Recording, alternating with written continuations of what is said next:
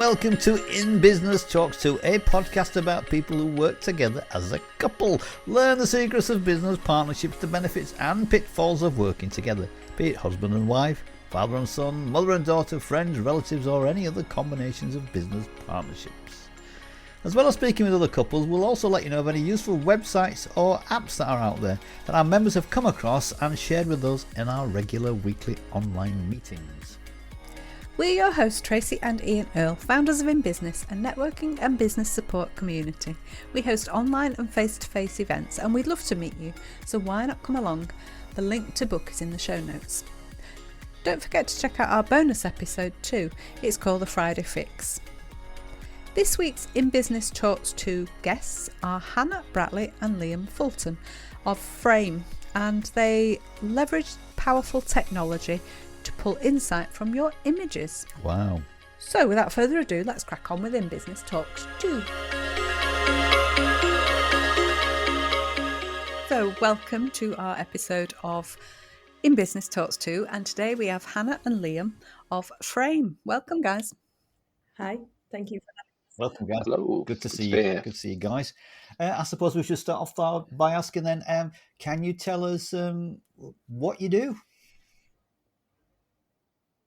Yeah, I'll give you a little bit of an overview about what we do at Frame. So we are a team of computer vision experts. So we've got a big technology focus in working with businesses that are already collecting images as part of their day-to-day, be that quality assurance, or be that they're taking videos of certain key components, or just working on the internet as an e-commerce business. They've got lots of photos, and then surfacing some insights out of that image. So what is in the image or what isn't? Is it a good quality image? Is it a bad quality image? And allowing businesses to take data that they're already getting in these images and use it in their business processes. And how long have you been running the business together? We founded in July 2020. That's when we registered the limited company. However, we didn't really go into full-time, both of us working on it full-time, until about a year later after that, when we onboarded our first couple of legacy partners. And were you, I know you're not married, are you? You're a couple, but were you together as a couple before you started the business? That sounds like a complicated question. Yeah, we were. So we met in a previous. We worked for the same company previously, and we within that company they set us the task with a couple of other people in the business of starting a business within a larger business to do similar thing to what we're doing now. So yeah, that's where we met, and then that's when we started our relationship. We then went our separate ways, so we moved house, all that stuff, and then you moved jobs. But there was always sort of that element of we'd sort of started on that journey of building and running a business. We knew we could do it and we wanted to do it. So it was always something in the back of the mind for a couple of years while we were doing different roles before we started. So we were together before we started, and then probably what, couple of years, Yeah. 2-3 years Yeah. before we started the I business. think fair to say as well, using a lot of our free time to sketch out ideas in our back spare bedroom and just sort of exploring what this business might look like, where this journey would take us. But yeah, I think we've got quite complementary skill sets. So yeah, we always wanted to sort of go into this together. Yeah, So when you decided to go into this, then was it a scary moment? Did you think, "Oh, right, we're giving up our jobs and we're going to do this together now"? Was there any sort of like sleepless nights, or was it now we're just going to? What was it what was you thinking behind it? It was a bit of I suppose like the timing of it all with COVID and both been furloughed and just having a lot of spare time and a lot of free time and thinking, look, this feels a bit like a now or never moment. I mean, how many times in your working life do you get to just take a break away from your job pretty much for 3 to 4 months? And I think for us, it was like, well, we can keep on talking about it and we can just sit around and, throw ideas around. But this almost felt like the moment to do it. However, that said, handing in your notice without having your next role lined up and having almost like a contract in place, there was a bit of panic. Well, I know there was from me especially, yeah, I did. It was quite intimidating, but no regrets. I was just going to say, now you've done it, then obviously no, there's no regrets. It's a difficult decision, isn't it? Because you've got the security of a salary every month. You know exactly what you're doing, where you're doing it, and then suddenly it's a big leap of faith, isn't it? Really, it is scary, but I think most people feel that. I mean, you mentioned. Definitely, there's a couple because you're Yeah. removing both salaries from the equation within quick succession. I know we believe what we do and the product behind it, and that there was a market, but there's still a sort of day one, month one. No, Yeah. Yeah, what have we done? Yeah. we can't get I know moving you now. mentioned earlier about you Yeah. complement each other. Who decided on the roles, or did that just happen naturally? Well, I mean, I'll let Liam talk about his technical expertise. He's always been the tech expert. But for me, I just like grafting and getting things done. I like jumping all over the show. I'm happy to pick up payroll some days. I love, like, my background is sort of sales, business development, a little bit of marketing as well.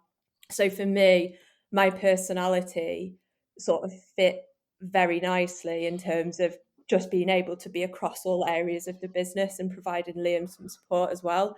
But then, Liam, I'll let you talk about your PhD and what the stuff that you're able to deliver. And it just felt like me being across that aspect and Liam being across the tech just fit really nicely together. It just kind of married. Yeah, definitely. So like I've got the sort of our core offering is the technical work and competency that we bring to the table, I suppose, as our product. But then there's definitely an element of Han's personality and her drive to do all the other jobs. Because I think previously I've worked in roles where I end up taking on more than just the technical work, and it's not always the best allocation of like effort and time. So you end up with a nice blend between the two, coming at it from both perspectives that you can sort of spin into like the question of how much work can we do at any one time is always interesting because we're coming at it from different perspectives. Han's looking at like what's coming down the line and what can we do, and I'm looking at where we are now as a much bigger team, but as a technical team to deliver that. So it sort of fits nicely into those categories, and yeah, all the it's as we scale, like I get more technical resource and more people in the team, but Han's still sort of doing all the other stuff and sort of covering wearing Yeah. many So have you hats is got quite probably a a good team way of putting behind it. you? Yeah.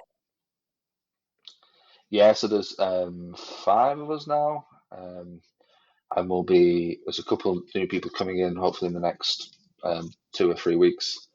It's one of those we've almost been constantly recruiting and looking for good people because you begin to build a bit of momentum. The people you work with want more, and then all the good work kind of goes up front to sort of find new opportunities comes on brilliantly. So we're sort of organically grown like that into that space, and we've always said we wanted to maybe have myself and Hannah plus about six-ish or something like that. So a real cohesive group of experts who can deliver high quality stuff. So we're getting to that a Yeah, lot so it faster than sounds I like you're think we getting there initially in quite a thought. short Y- space of time, which Yeah, is amazing. yeah, it's good. It's brilliant. I mean, what I was going to say was, I don't think you've more or less answered that. Like, what is your goal for the business? How big do you want to take it? Do you want to become I don't know, national, global? What is it? How far do you want to take the business? What's your vision for it? Yes, I think that was I mentioned the sort of 2+6. I mean, it may become 2+8 or whatever it is, but that 2+6 model has always felt like about the right size for what we can do and offer technically. And as we're looking more to the future, I think we can offer internationally our services to a very specific section of people because it is quite niche. But delivering the services via a sort of technology product rather than a one-to-one consultancy type relationship is something that we've worked on quite a lot over the last few months, and it'll probably take a year or two to come to fruition. But I think we can reach that sort of scale quite quickly, um, and deliver high quality work to at any one time a relatively small number of clients, but it's quite I think expert we sort of also work. realised as well as a result of COVID, like the world can be your oyster in the sense that when we've started partnering with our clients, we've got people that we work with in Edinburgh, London, Manchester, but we don't even need to necessarily limit ourselves to just the UK. We could go sort of globally as well. And some of these people, it's only ever been like face-to-face interaction via a Zoom call or something like that. It's not been that sort of old world of, right, get on a train now and book a hotel and stay overnight and go up to Scotland or something. So yeah, I think that has definitely made us realise that there's many more doors that could be opened in the future. Yeah, it's the same for us. I mean, COVID, and a lot of businesses, I think, have pivoted, haven't they? They have benefited from. I know it's an awful thing to say, but have benefited from COVID. I mean, it's. I think it's made things move a lot faster in the techie world. Things like the Zoom conversations that people have, which wouldn't have dreamed of 2.5 years ago. I think it would have come eventually, but not as quickly as it has. And it's made a big difference, I think, to a lot of businesses. It's a lot more flexibility, isn't it? Interesting. Yeah. Absolutely. So what are your individual strengths then? Come on, guys, what are your individual strengths? So Hannah, what do you think your strengths are? And then we'll come to Liam in a second. But what do you think your individual, what's your strength? I would say mine's a bit, I'll say it like it is, and I'm not afraid to say no. I think one of the traps you can kind of fall into in the early days is saying yes to everything and, putting your fingers in many, many different pies and working yourselves into the ground. Whereas I think now our approach to new business is it's very strategic. Um, Liam and I are both very big on sort of organization, strategy, making sure that our monthly board meetings, happen. We have a team Monday brief. We have our sprint reviews, and we make sure that the ship sails and try to avoid stormy seas and things like that. But I think mine is quite. I don't want to go as far as saying I'm quite blunt, but I'm quite process driven. So I'm very big on sort of assessing what we've got in the pipeline, because at the end of the day, we just want to give our clients the best service that we can, and we do pride ourselves on being experts, and delivering high quality solutions for businesses. Yeah. But I think to be able to do that, you need to have somebody that at some point will just put the foot down and say, no guys, come on, let's be reasonable here. That, and also going back to the many hats thing, I think I am good at jumping all around the business. You're good at juggling. You're a good juggler. And how about you, Liam? What do you see your strengths as? What do you bring to the party? What is it? I mean, obviously, you've got the technical expertise. Is there anything else that you?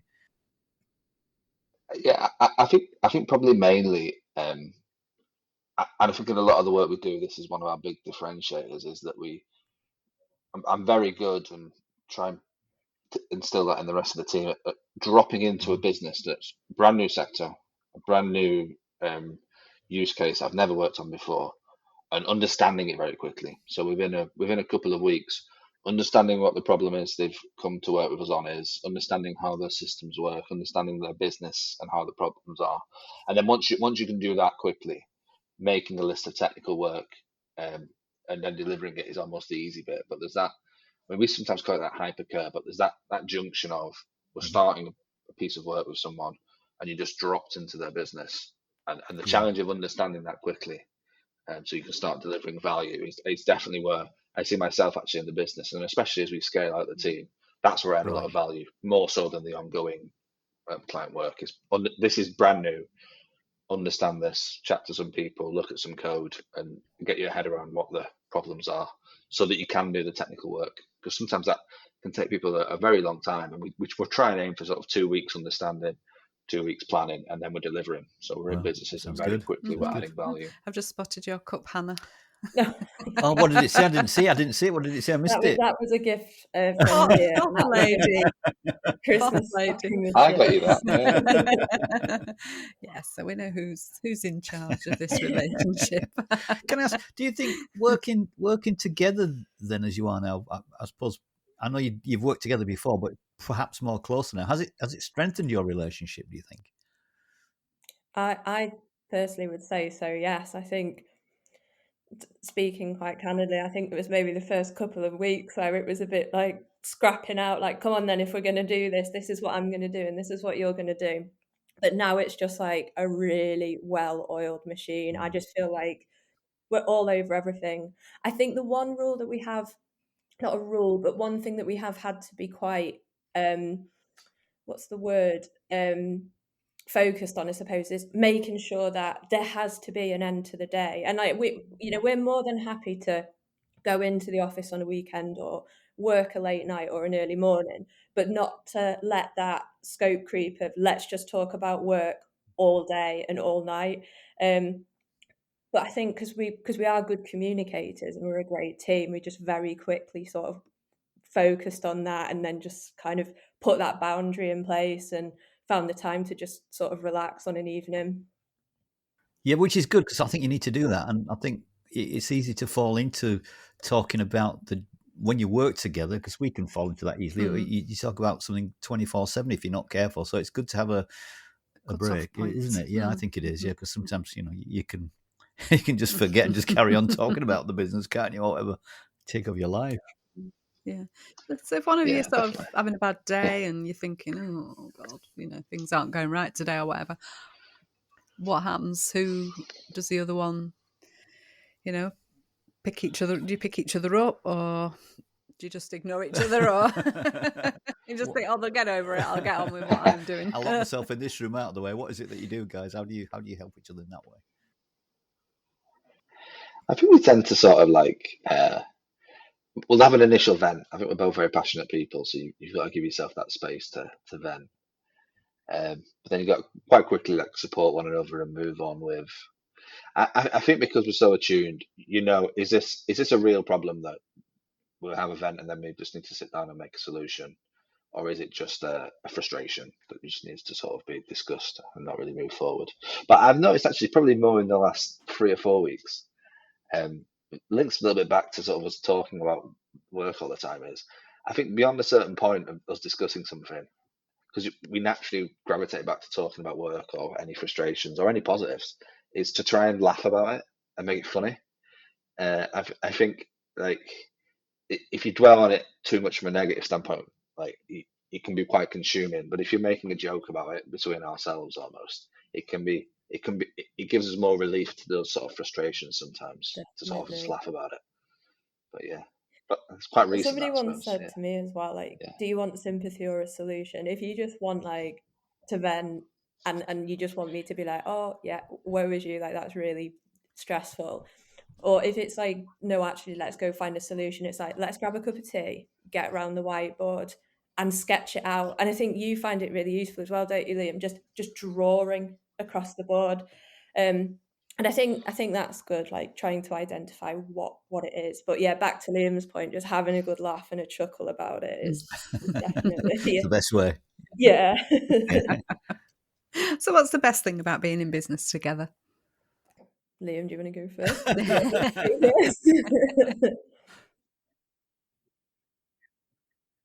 I think both people, when we were working in our jobs and we were fully employed, very passionate people and put a lot of energy into what we do.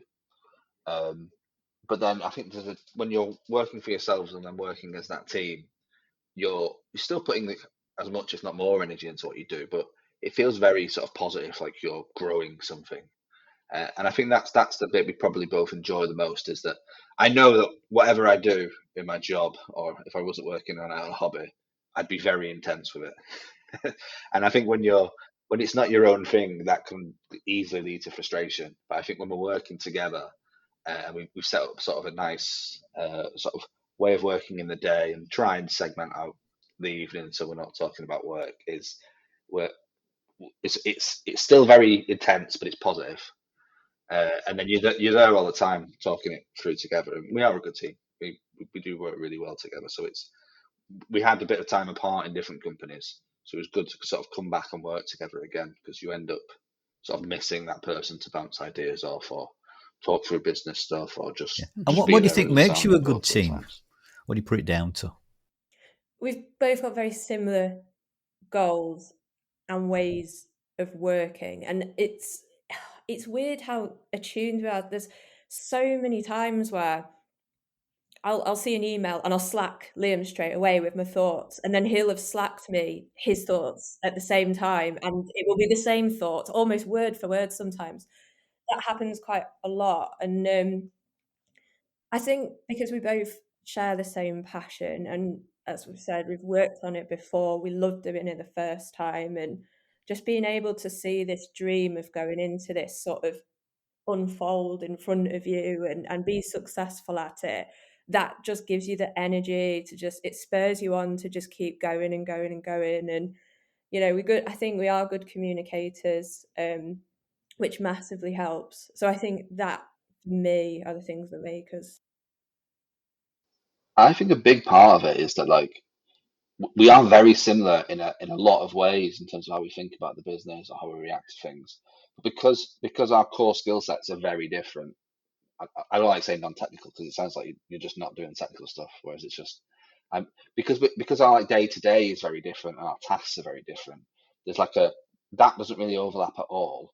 But then our thinking is very aligned. So we're really aligned on some stuff, but then you've got your own domains and worlds that you're looking after, which I think complements really well because you're not Yeah, constantly doing exactly the same definitely. It thing. was funny as well when we were doing the rebrand. We were working with the digital agency next door to us, and they kind of present to you a short list of names, a short list of colour palettes, a short list of everything. They were like, right, we'll give you a week to go away and decide. And I was like, oh no, I said, we will have it. We'll go to the pub later on. I said, we'll have a pen and paper. We'll both shortlist our preferences. And I said, out of the top three, I said at least 2 out of 3 will overlap. And sure enough, it did. So I messaged my point of contact that night. I was like, right, this is the name we're going for. This is the colour scheme. This is the layout. And he was like, wow, you guys are really, really in sync. Like, you just know exactly what you're doing. You don't mess around. And I was like, yeah, no, that's just us to a T. I think you do, though. You know when it's right, don't you? And that it fits with what you're doing.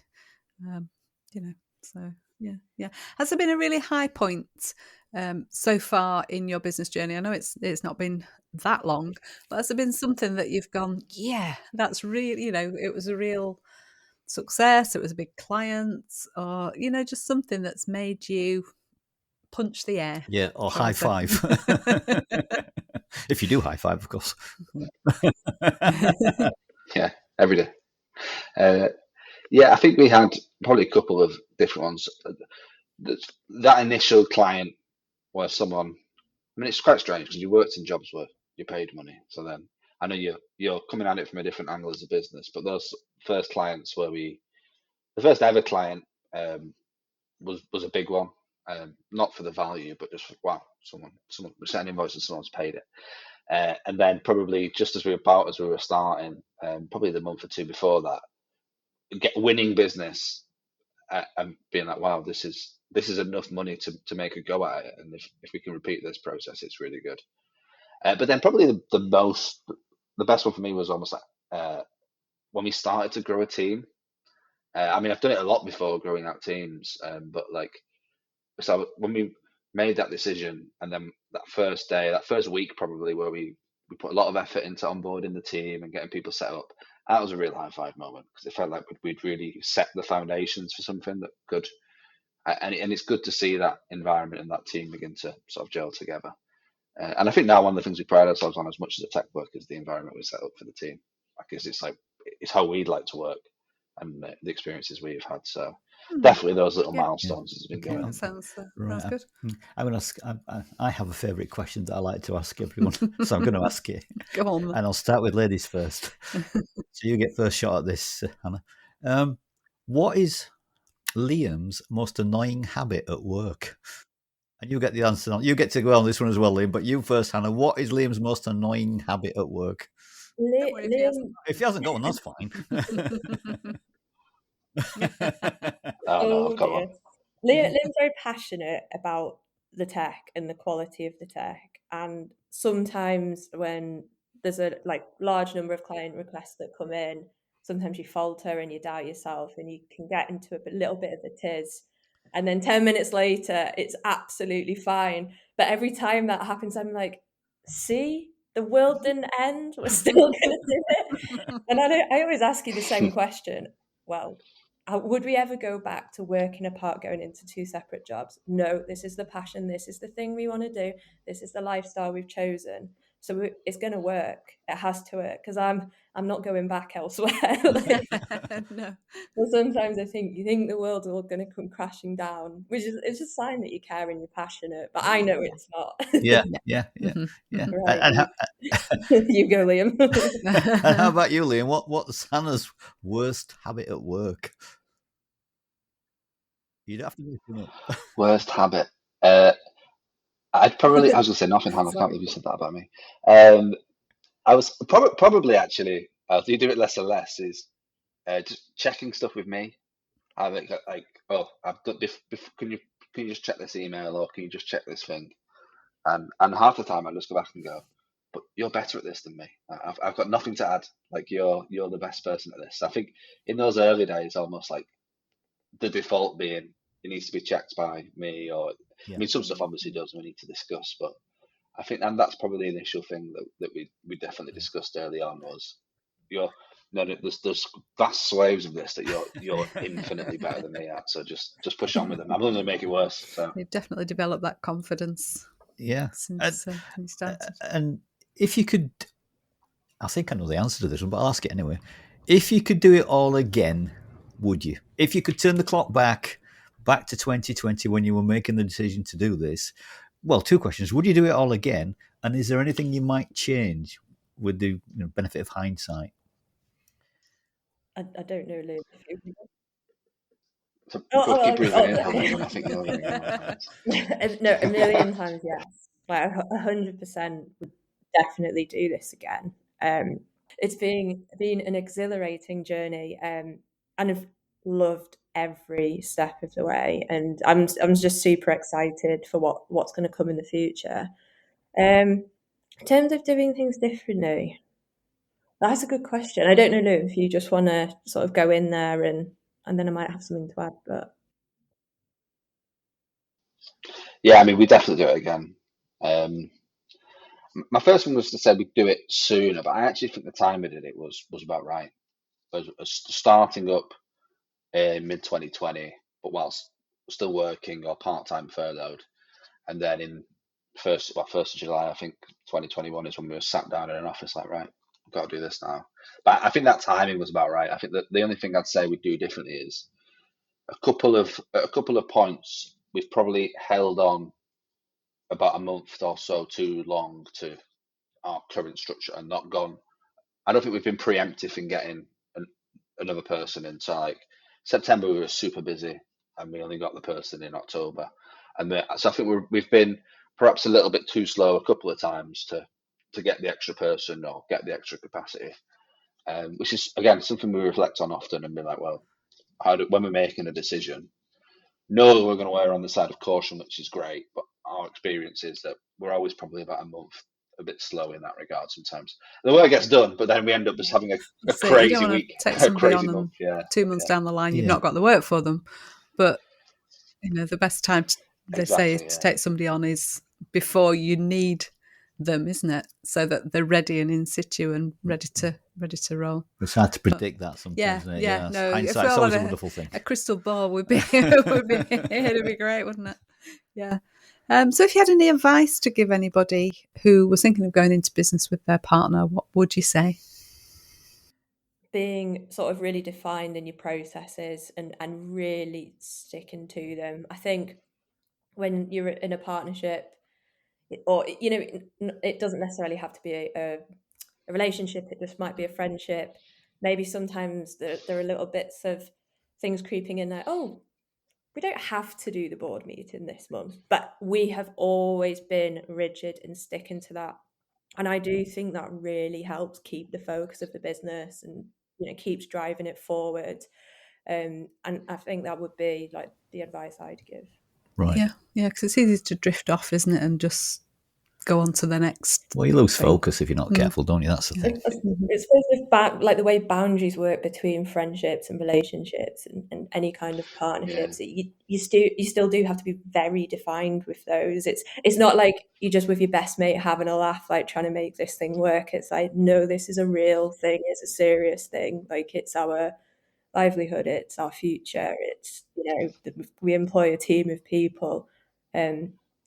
we always want to act professionally and make that known that we're very serious about this.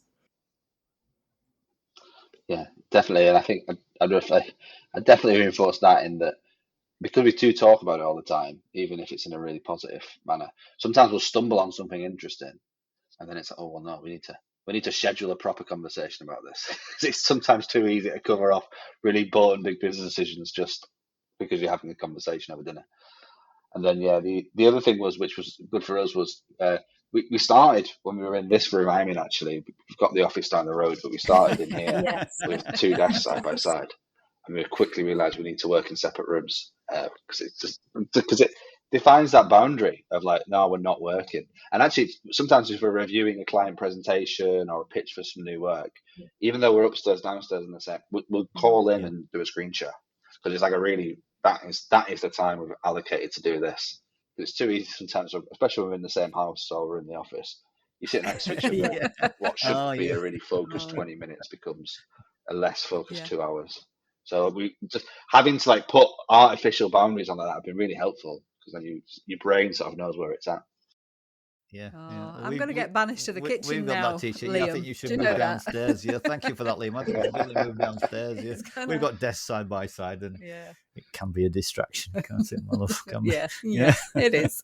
So creep over. And what do you think of this? And what do you think of that? Yeah, easy. Just and you haven't a clue sometimes what I'm talking about. No, I get involved in half conversations. I'm supposed to, be psychic. I think sometimes I know the answers to questions. Anyway. So, if anybody wants to get in touch with you, how do they do that? What's the best way? Cool. So via the website, Frame.ai, we've got an inquiry form. However, I'm all up for a good chat. So if you want to hit either Liam or myself up on LinkedIn and connect, and we can just schedule a call in, some over Zoom, Google Meets, whatever's easiest. Just prefer that face-to-face intro. Yeah, excellent. Well, what we'll do, we'll put the details of your company and what you've said in the show notes anyway. So if people didn't quite get it or missed it or whatever, at least they can read it in the show notes and get in touch with you and find out more about your business. Anyway, we've got no more questions. No, I think that's about it. Thank you, guys. That was excellent. Thank you for your time. Some good stuff there, I think. Yeah. Interesting conversation. And it sounds like you've got a fantastic business. And, we wish you all the best with what you're doing. Yeah, good luck for the future. I'm sure you don't need it. I'm sure you'll be brilliant, you guys. I get the impression you'll be brilliant. So, well done. It's going from strength to strength. Yeah.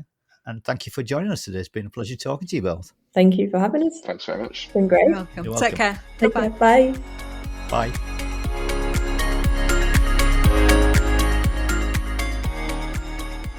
So, Tracy, what's our knowledge share for this week? Well, this one is called postsnap.com, and it's the easiest way to make and send personalised postcards online. So you simply upload photos and add a message and make the postcard in minutes. Well, that sounds interesting. So fun, another great share there. So get in touch and let us know if you try it and what you think. We're almost at the end of this week's show, but just a reminder before you go, don't forget to book your place at one of our online networking events where you can meet some great business owners and build those business relationships. As we say, the best business comes from the best relationships. The link is in the show notes. We'd also like to mention our books, which are available on Amazon. The first one is How to Improve Your Business Networking Skills, which is 52 tips to help you on your networking journey. Our Notably Networking one-to-one networking notebook. That's easy for you to say. Tongue twister. It's a place to keep all your notes from those follow-up one-to-ones. And last but not least is our 90 Days to Your Success Journal, where you can plan, set and plot the actions that you will take to achieve your goals. Oh, some great books there, but then again, we'd say that, wouldn't we? You would. Thank you so much for joining us this week on In Business Talks 2. We hope you've enjoyed it. And if you have, all we ask is that you simply tell a friend about the show. And please follow or subscribe so you never miss an episode. We'd really appreciate it. So until next time, this is Ian and Tracy, and together we are in business. Goodbye. Goodbye.